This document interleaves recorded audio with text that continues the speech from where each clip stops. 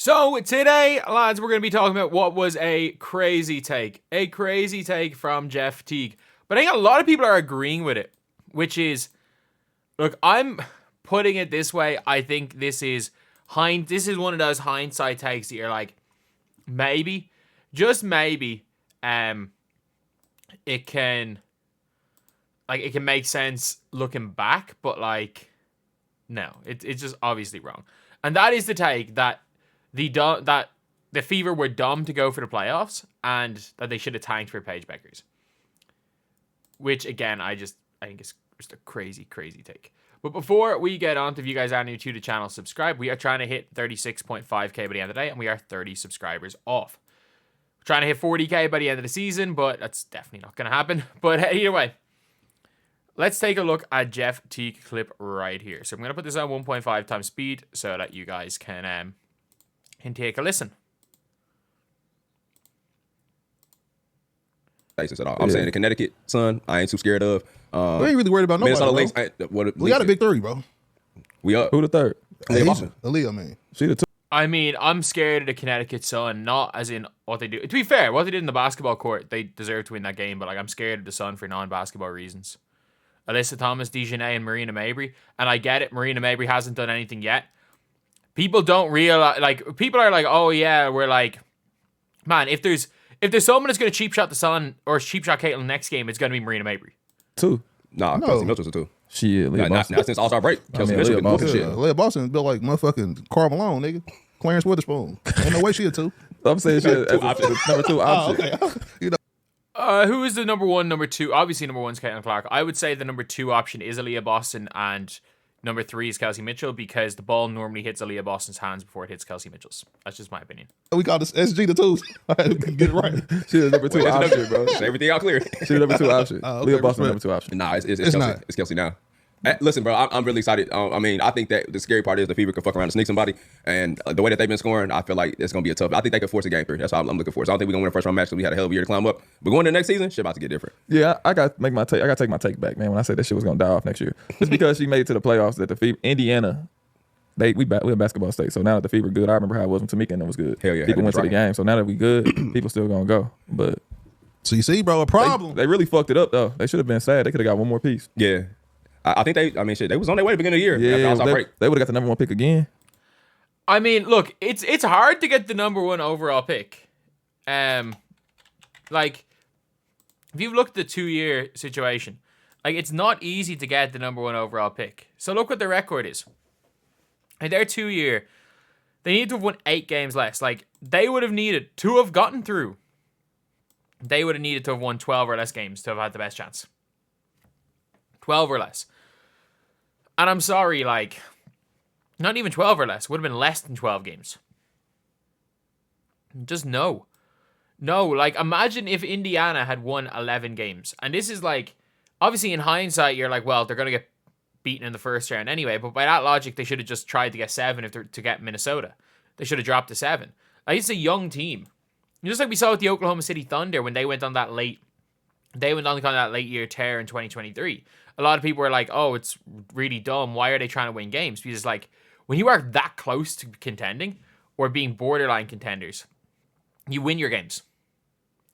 You win your games because it's going to be more important for the development of Caitlin Clark and Aaliyah Boston to win games than it is to add Paige Bueckers to that team. And even though it's hard to add Paige Bueckers, but they don't need a top pick. And that's the one thing with the Fever is, like, you look at the top picks in this draft. Does Anissa Morrow fit? I don't know. Like, Anissa Morrow doesn't shoot the 3 at all. Kiki Ariafen, like, you're not. Maybe Kiki Ariafen fits if you're getting rid of Nalissa Smith. And Paige Bueckers, is she unbelievable? Yes. Does she necessarily fit? Maybe. Like, Paige Bueckers comes in and plays the 3. Like, she plays the 3 and plays like she did in college as, like, this off-ball player. It's like, you don't want. It's not good for the league to have Paige Bueckers in that role. Putting Paige Bueckers on one of those teams with the best chances. Like, Dallas have like a 45% chance.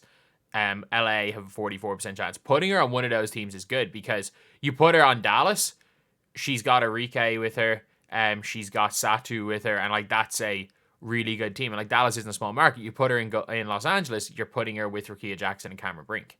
So you've got that like really good young core there in Los Angeles. With Dallas, I think Dallas are so close to being good.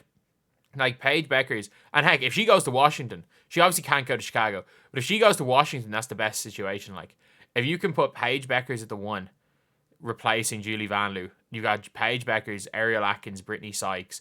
If Elena Deladon comes back, Elena Deladon, Shakira Austin, with a bench of Carly Samuelson, Steph Dolson, Aaliyah Edwards. Who else is on their bench? Walker Kimbrough, if she comes back, and Jade Melbourne, with Sika Kone as like the end, like as trade bait. One of those as trade bait if you want to bring Sika Kone in. Like, that legitimately is a top 4 team in the WNBA next year if she goes to Washington. So for the good of basketball, you want her in Washington, especially if you can convince Deladon to come back. But for like the hype, you want her in LA. Because the good thing for the league is you want that Paige Bueckers Caitlin Clark rivalry. You don't want them in the same team. You don't want that. You want that rivalry. Because let's be real, the Caitlin Clark Angel Reese rivalry is over. They don't play the same position. There is so much of a gap between them as players. Like, I heard Angel Reese talking about like she wants to improve in the offseason. Realistically, if by next season she no longer shot puts the ball at the basket and she just does some micing drills. Like Angel Reese, it's going to be like a 4 or 5 year job for her offensive game to like become good. And like, I know she averaged 13 points a game, but like she's not going to be allowed average 13 points and 38% shooting again. She's not like, if she comes in the next season, she still can't score layups. They're not going to pass her the ball unless Chicago Sky are tanking again, which I think they should. I think the Chicago Sky, they're probably going to draft a freaking Anissa Morrow or something in the draft, and I don't think that helps. And they have to pray Tahina Pau goes to 9. Like, or Raven Johnson. And even Raven Johnson can't really shoot the ball that well. But, yeah, I think that this Jeff Teague take is not great. It's not a great take, in my opinion. And a lot of people are saying it now just because of how bad the series seems to go against the Sun. But it's like, is this team's first time to playoffs in a decade? Like, it's going to happen. It's going to happen. Like, you've got a really, really good team in the future. But, like, for example, I'm trying to think of a young team. If OKC had have won in 2023, if they had gone through the play-in and they faced the Nuggets and got blitzed 4-0, they're still in a good position next season. They're still in a good position. It is much better to be in the position that they're in right now than being in that crappy little fight for the hunt for the 8th place finish and to be fodder for the Liberty. Unfortunately, they might just be fodder for the Connecticut Sun, but you know what? At least there was some hope going into the series.